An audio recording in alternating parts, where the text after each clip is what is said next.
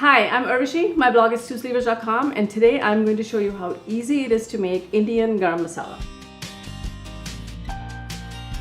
Garam, by the way, means hot. Masala is a mix of spices. I have in here 2 tablespoons of coriander seed, 1 teaspoon of cumin, about 2 or 3 bay leaves crushed in. These are providing sort of the savory flavors. The red peppers are what is lending heat. Cardamom seeds, whole cloves, and you have cinnamon, but Indian cinnamon, which is cassia bark. So these 3 things are lending a bit of sweetness. I have here a very old coffee grinder. So I'm gonna put in the coriander, the cumin, the red chili peppers. Here are my cardamom seeds, whole cloves, bay leaves crushed. We're gonna put in our cinnamon. I'm gonna run this coffee machine, and as I do that, I'm gonna shake it. The reason I'm gonna shake it is you want the seeds to move back and forth. What you don't want is a paste forming at the bottom.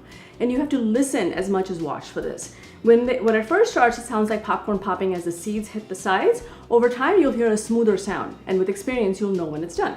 So let's do that.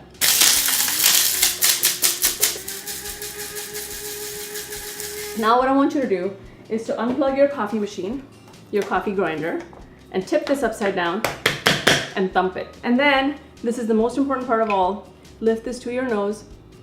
Oh my goodness, take a whiff of this. This mixture will make about 3 or 4 different recipes. It'll last about a couple of weeks without losing much fragrance if you put it in a container and put a lid on it.